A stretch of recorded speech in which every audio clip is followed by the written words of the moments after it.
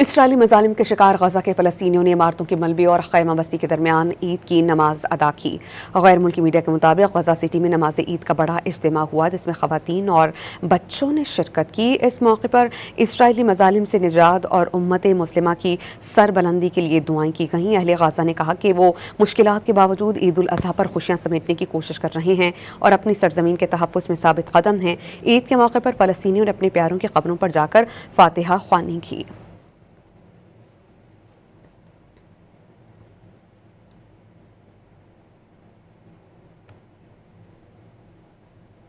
اسرائیلی مظالم کے شکار غزہ کے فلسطینیوں نے عمارتوں کی ملبے اور خیمہ بستی کے درمیان عید کی نماز ادا کی۔